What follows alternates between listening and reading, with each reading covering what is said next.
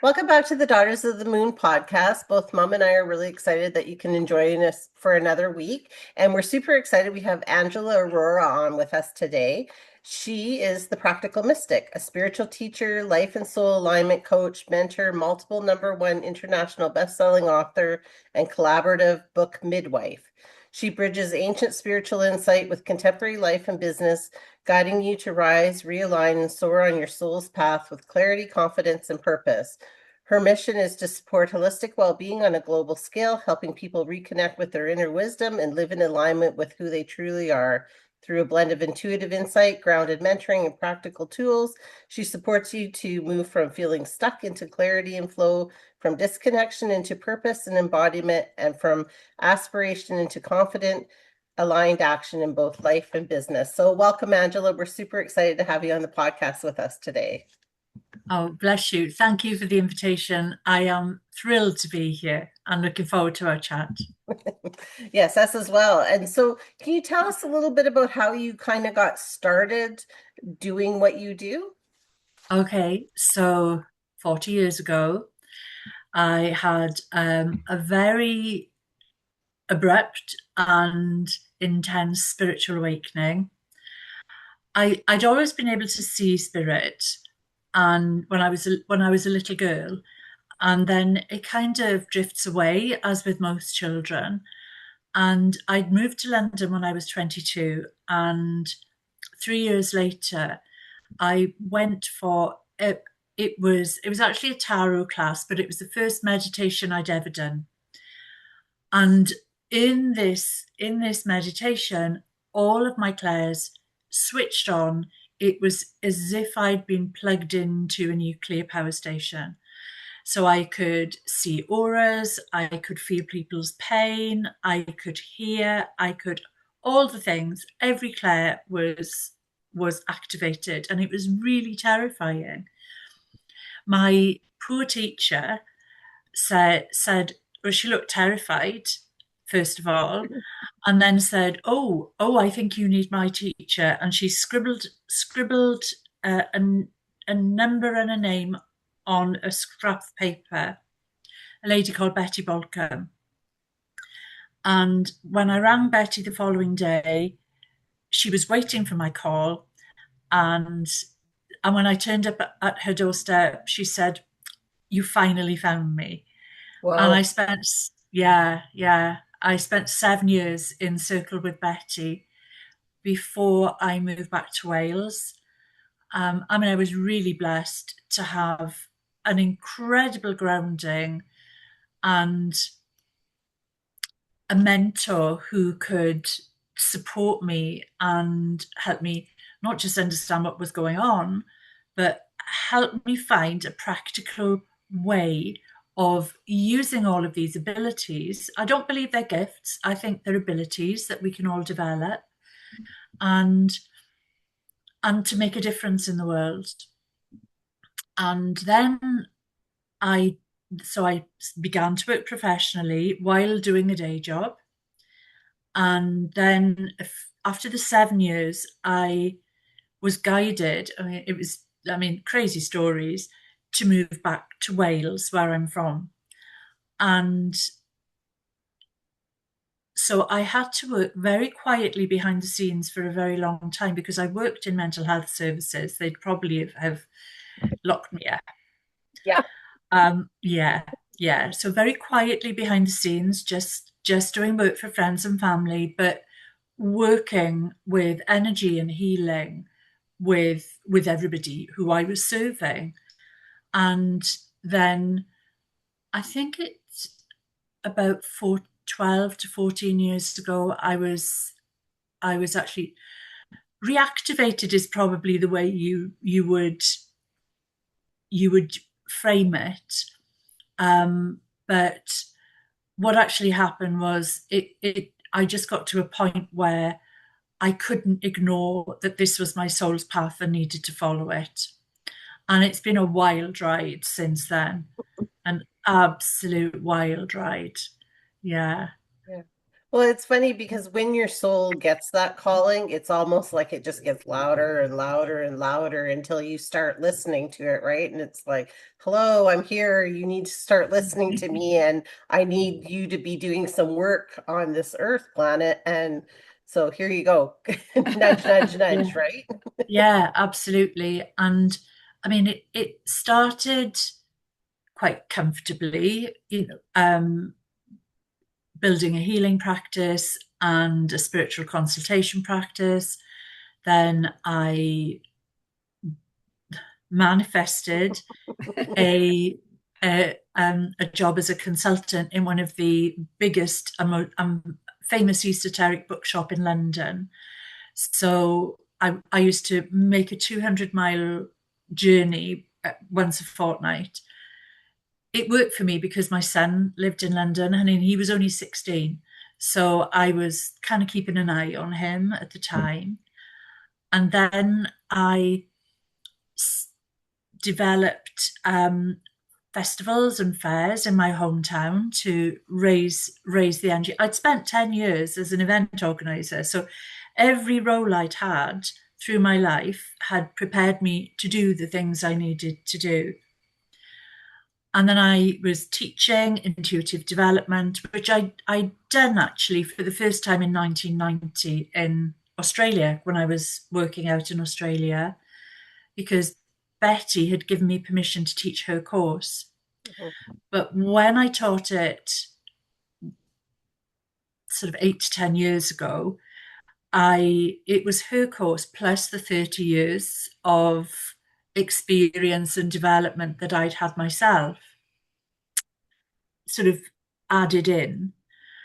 And then I began channeling ascended masters and archangels, and everything shifted. Everything shifted. Um, it was as if I needed to work on a small scale, then a bigger scale, and then a really big scale. So Saint Germain is one of my main guides, the Ascended Master Saint Germain, and he wanted me to be preparing books there. So I've got actually 4 channeled books currently published, and I'm now on the fifth of a different series of books called the Oracle Book Series. So yeah, they're not mine. They're Saint Germain's. That's Oh well, really actually, interesting. that's not quite true, because the Book of Light, which came out on the solstice, is Lord Lantos, and the Magdalene Oracle, as you would expect, is Mary Magdalene's Lady Nada. But the others are direct requests of Saint Germain. Wow, that is really cool. That Yeah, is. yeah, So very. do they just come to you, or do you like sit and meditate or somehow to bring them in when you're starting to write? Okay, so what happens is I get an instruction, and I've stopped arguing with the instruction. I negotiate these days, and I negotiate timelines, because when I channel, I literally go away for 2 weeks and to a place called Merlin's Bridge in West Wales, to stay with a wonderful friend of mine. And she looks after me, and literally, I am working non-stop. And what comes out of there then is usually all the channelings are done, and I've got a draft manuscript that I've put together. Apart from one book, I'll tell you about that in a minute. And then I spend the rest of the time then getting it to a format where it can be ready to go to my editor and ready to publish. I'm usually given the dates I need to launch them as well. Wow, that's But pretty. I'll just tell you about one of them, because it's a ridiculous story. It really is. So this one, the Book of Light, was this year's. That was 2 years in the making. Well, 2 years in the from the first request. Turned out completely different to what I expected. But this one, which was the second channel book, this is called The Book of Many Flames. I booked these 2 weeks to go and stay with Mary and I was going on a Monday. On the Saturday, Saint Germain dropped in and said, "You're not writing that book, you're writing this book." And he gave me the title. And I said, "Well, okay, well, just let it come and we'll just go with the flow." I drove down on the Monday, got all settled in, got all the preparations ready. Tuesday morning, he comes in again and says, "I want this published on 22/2/22." This was the 25th of January. Oh my. So I literally laughed. I laughed and I just said, "Well, if you want that to happen, you've got to help me. I need the money to pay the editor. I need her to have space to work with me. I need my friend Annie to do a proofread." And she's always away. Annie's always away at weekends. And I need to be well. And for all this to happen, by the following morning, Annie said that she was available. My editor said, "Yes, I will squeeze you in." All the money had turned up by way of bookings overnight to pay for the editor. And I thought, right, okay, well, we're doing this then. This is just the way it is. And so that was the Tuesday morning. The following Thursday at 7 a.m. Now, work out, this is not long. And I took the day off on the Sunday, did something completely different. I hit send on a 38,000 word manuscript that was already typeset, proofread by Annie, and sent it off to the editor, who then rang me at 9 and said, "Well, you won't believe this, Angela, but the person who was supposed to send me their manuscript today has pulled out. I can work on yours straight away." Wow. Oh, wow. Meant to be. So I mean, this is just okay. And actually, it was up on Amazon a couple of days early. I mean, absolutely ridiculous. You can't make it up, and not humanly possible. But that's because it's not me. I'm just the channel. Yeah. Yeah. When it's Yeah, divine yeah. timing too, right? And I don't think that the archangels and anything that's above us, I don't think they understand our timelines on Earth, right? And so, and I mean, they're pretty fluid anyways, but I mean, we need them because for, interviews or writing, publishing date, all these kind of things, we need those timelines, but they're so Yeah. fluid and they don't get it. It's No. Yeah. so I can understand Yeah. how you'd have to negotiate with them to be okay. Down Yeah. here. Yeah. It's sort of right. Well, I need time to be human as well as doing the work and for my family and all the things. So as well as the books, I've actually channeled 2 healing systems as well. Oh, neat. Can you tell us about Yeah. those? And yeah. So this started back in 2020. When the world was locked down, I did a lot of things. I was in the Dominican Republic for 6 weeks, channeling the first book, which was absolutely crazy time to travel. But later on that year, when we were allowed in Britain to travel for work, so my work was working with other light workers. And so I was at my friend Diana's house, and we were working with the Ascended Masters, so Saint Germain, Lady Portia, and we were working with Atlantean frequencies.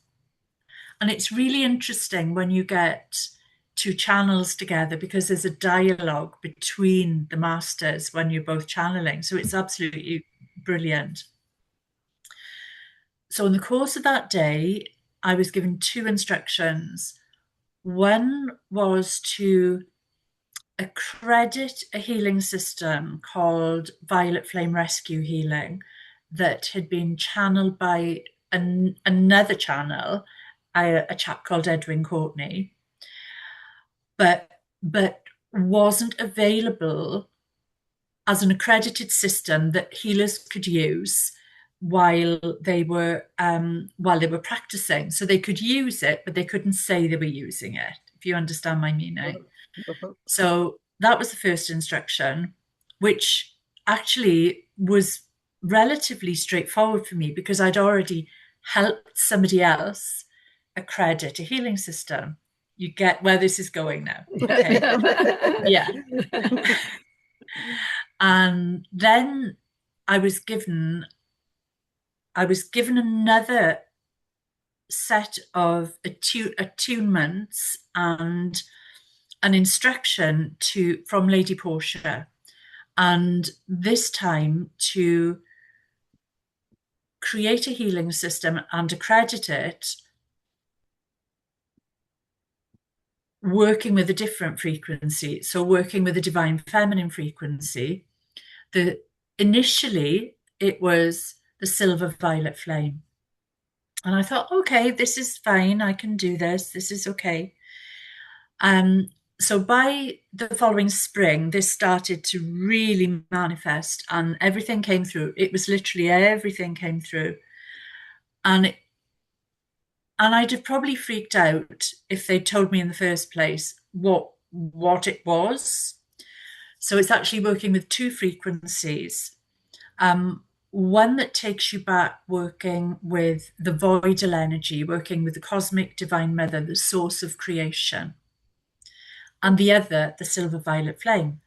So I just got on with it. It's called Divine Feminine Reiki. And I was told the first time I was to teach it would be in Glastonbury, because it's the heart chakra of the planet. It needed to be anchored in the ley line system of the UK. So I went ahead and did this, and I get more instructions. So my instruction was you will take 9 people on 9/9 to the island of Gozo and teach divine feminine Reiki, and the instruction was to open portals there as well to the cosmic divine mother that existed at the time of the fall of Atlantis, because it's the island that the priestesses of the divine mother went to, or flee is the right word, isn't it? They fled to after the fall of Atlantis. And these temples, some of them still exist, and many of them have been built over by Christian churches. There's a huge divine feminine worship. It's not it's a Christian. They worship Mother Mary there, but that's just the new version of the working with the cosmic divine mother. Very interesting. Mhm. And even when I went there, I had no idea where I was going. Landed there the day before with a beautiful French Magdalene friend of mine. Oh, that's another story, completely other story. And literally just followed some breadcrumbs, ended up chatting to this lady who looked at me very strangely, and she said, "Why have you come here?" And I said, "Well, I've got to do blah blah blah blah blah blah blah on 9/9." And straight out of her mouth, she said, "I will take you to the Temple of the Divine Mother. There are only 2 people on the island who know of its existence." Oh, wow. Well, she was definitely put on your path for a reason. Yeah, No yeah, kidding. yeah. And there were initially myself and 5 other people, and I thought, well, this was supposed to be 9. By the morning, we were 9 people going there, and I didn't ask anybody; they just came. Yeah, amazing. So I don't argue. I just get on with it, and I I ask them to try and make the path flow with ease and grace, and allow me the sort of abundance that allows me to do this work, and it just flows. It's wonderful. It's wonderful. That's Very amazing. blessed. Yeah, that's amazing. I had just read some things about Glastonbury, so funny that you brought that up about, the ley lines and just the amazing energy and power that's there. So is it because it's on the ley lines? Is that why they have that sort of energy there?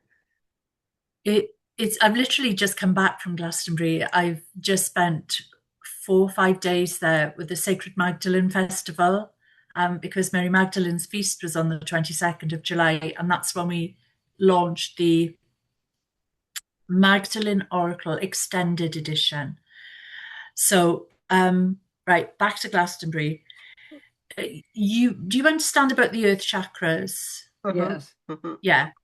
So the there is the tour in Glastonbury, which is a hill, is the heart chakra of the planet, and it is also the center of many ley lines, including 2 really strong lines, the Michael and the Mary line, which are the divine feminine and the divine masculine. And because we live in a polarized universe, where there is dark, there is light, all manner of people gather in Glastonbury. So it can be a very challenging place. But it is a place of initiation. Whichever path you follow, it's a place of initiation. And I couldn't live there. Too much energy. It's too much. But I visit, and I teach there. Usually once a year, I teach a small retreat, healing retreat there in the winter, because in the summer the energy is completely different. In the winter, it feels calmer, before we're getting to the winter solstice. So a couple of weeks before the winter solstice, there's a period where, for me, the light emerges, and it's a culmination of it at the winter solstice as the world turns. So yeah, that's how I approach Glastonbury, but I love it, and I do sometimes call in on the way. It's not really on the way. It's a bit of a diversion to the my home in Wales, because I live. Spirit put me on the Meridian line 4 years ago. I live in Greenwich in London, but I'm still able to visit my hometown in Wales. So I always sort of divert through Glastonbury, to pick up the water from the springs there for my. I create these alchemical aura mists that are just beautiful. So, but I have to use the sacred water for them. So, yeah, don't just use regular water. So, Well, yeah.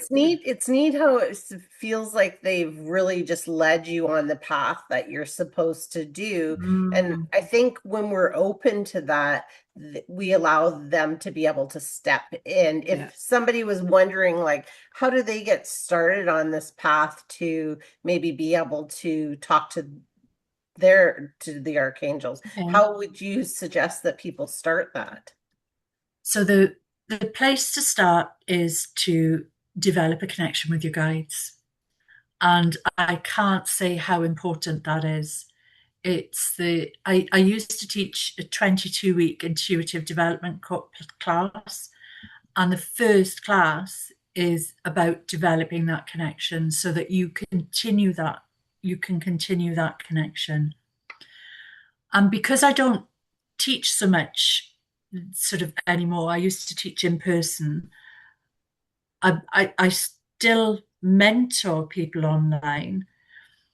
Last year, we they decided that there would be a book called The Intuitives Oracle that gives you lots of different ways to connect with spirit.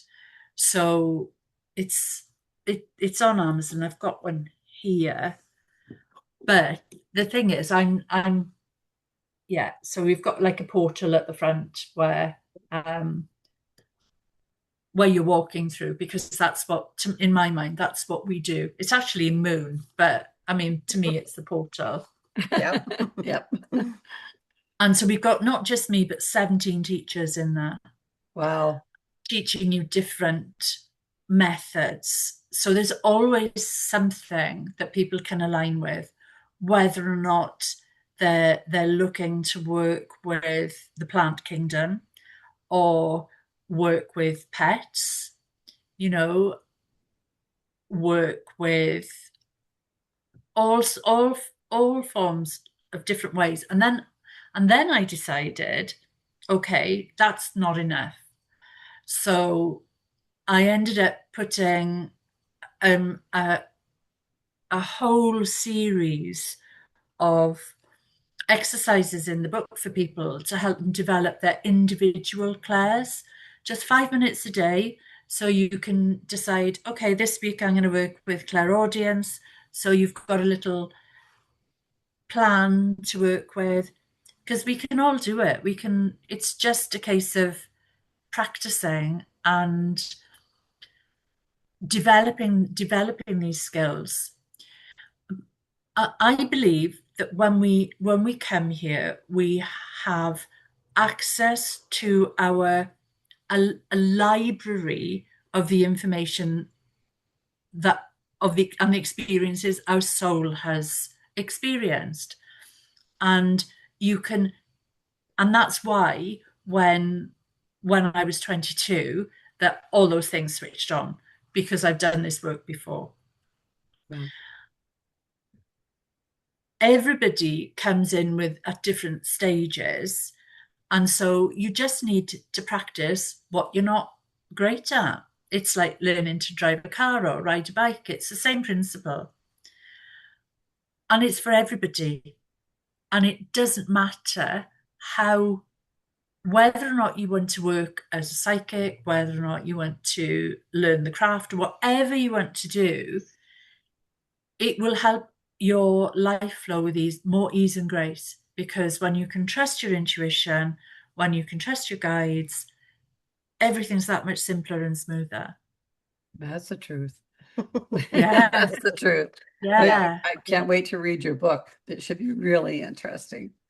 Yes. Yeah. I love, so the Oracle series isn't just me. It is a collection of experts. So we've got two energy healing oracle books, and it started as Saint Germain's instruction.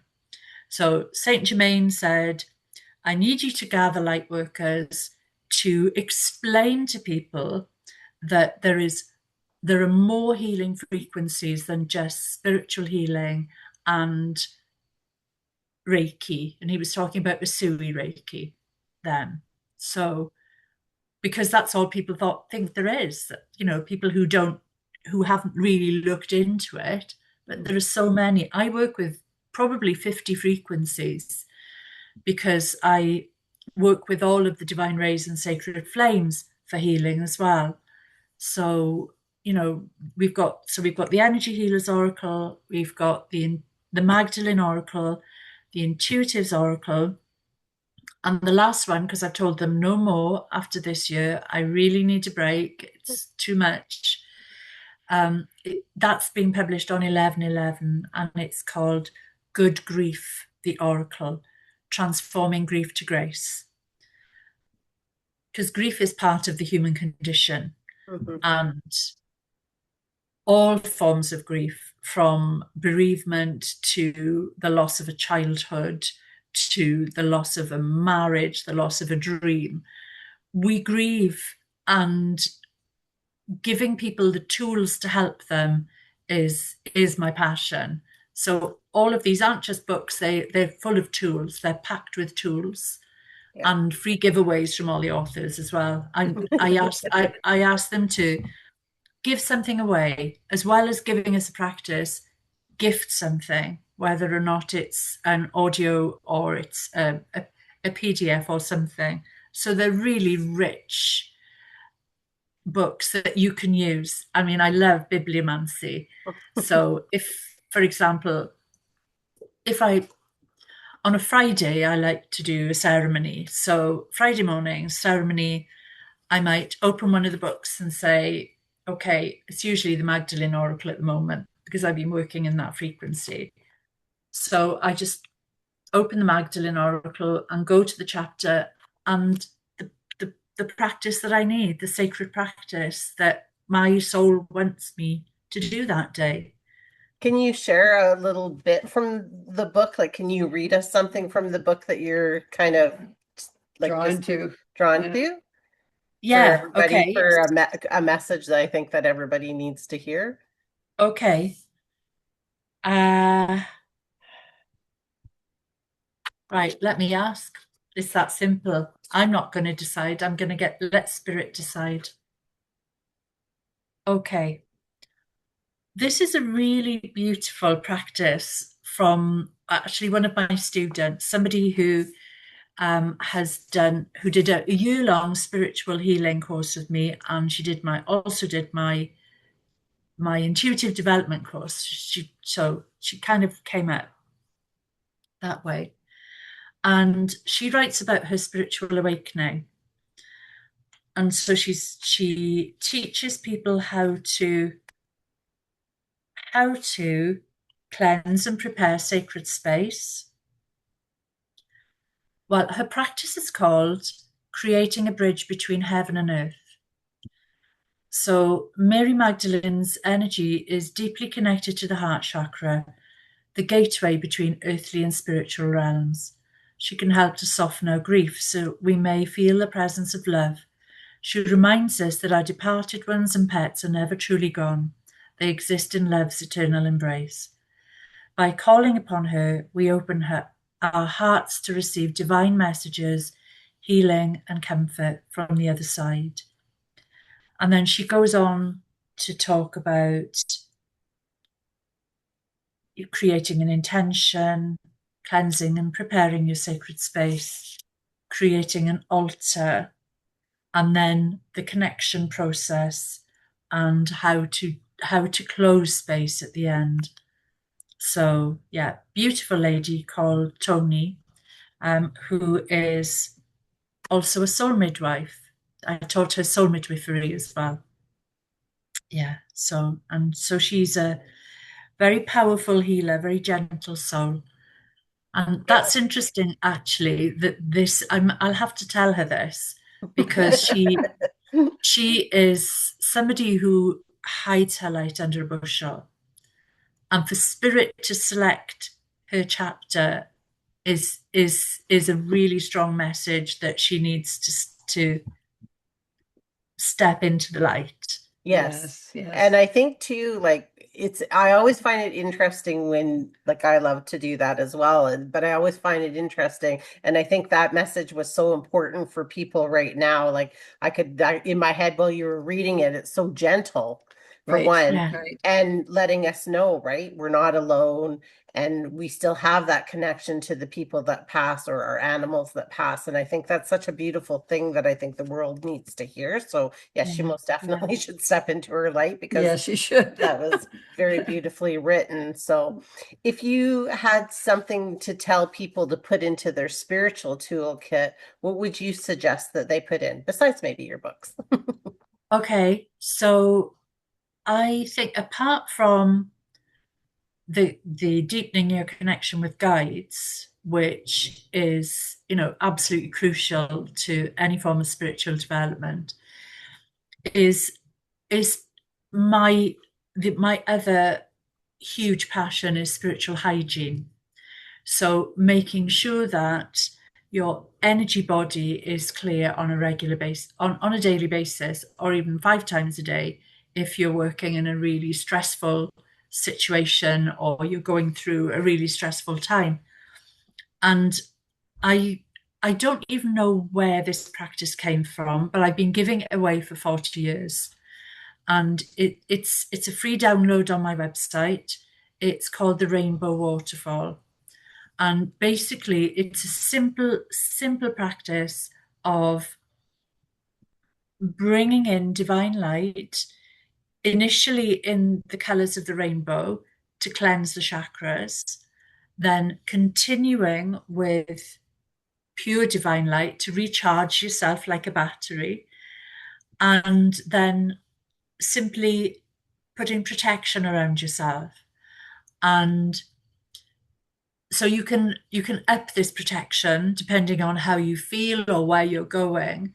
And when I give it to children, I tell them, instead of creating a bubble around them, to visualize that they're putting on Harry Potter's cloak of invisibility. Oh, that's cute. Because yeah, it's fun. So it's silver on the outside so that nothing can come in and disturb their beautiful energy that they've just then created.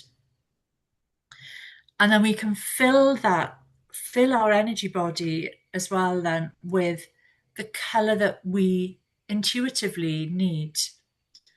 So, and that's a really handy thing to do because it means you're not searching for the right clothes to wear. Mhm. You know, when you go to the wardrobe and you're like, oh, this isn't right, this isn't right. It's because we need a color. It's Right. because we're looking for a color that our energy body, that we need, that our higher self needs that day. And so if you do this practice, not only are you clearing your energy body, recharging, protecting, but you're also saving yourself time when you get to the wardrobe. Hmm.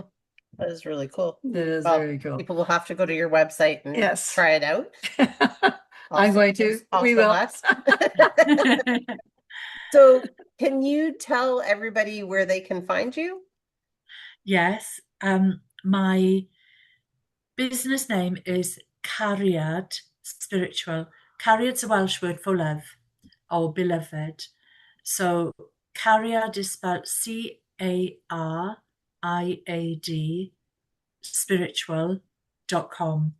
Or if they just search my name, it should pop up as well. Okay. There's lots of stuff on my website, and I haven't even put some of the new books up yet, but you can get the books from Amazon as well as from me. What else?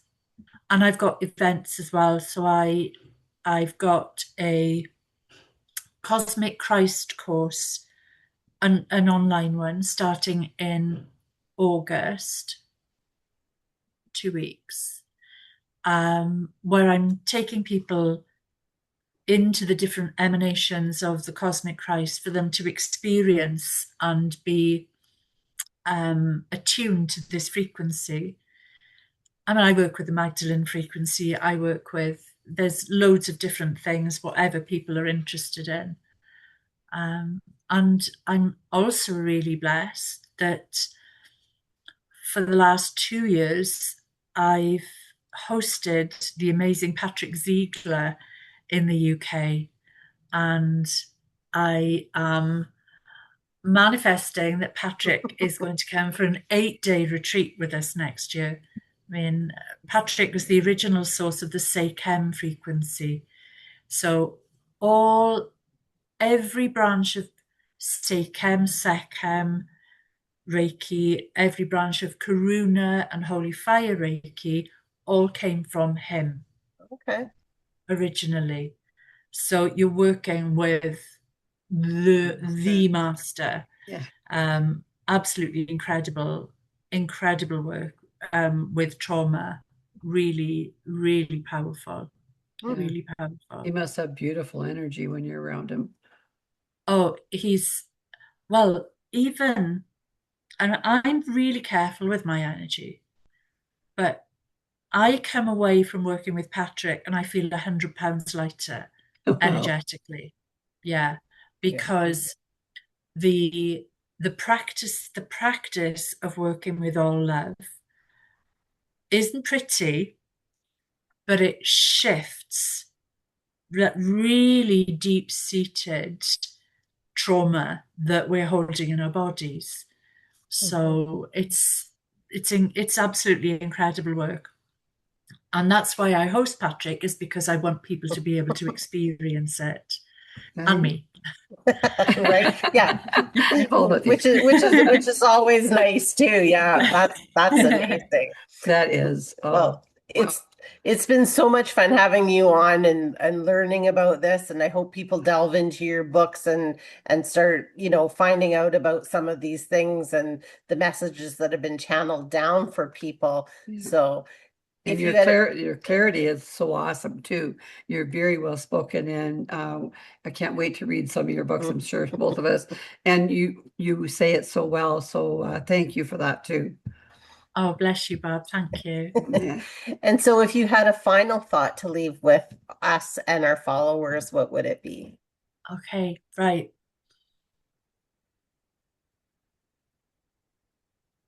You are divine. You are an aspect of the divine incarnate. It's time to shine your light. It's time to step into your sovereignty and manifest what is right and proper for not just your soul's path, but that of your family, friends, community. Beautiful. Thank you. Thank you. That really really touched in deeply. Thank you. Yes. And thank you for this wonderful opportunity to share the light and encourage everybody to keep shining. Yes, you Yes. betcha. Well, You betcha. thank you again so much. It was just wonderful. It was, and yes. We really enjoyed ourselves, and we appreciate you being on with us. So Please come again. My pleasure. yes. And everyone else, we will see you on the next one.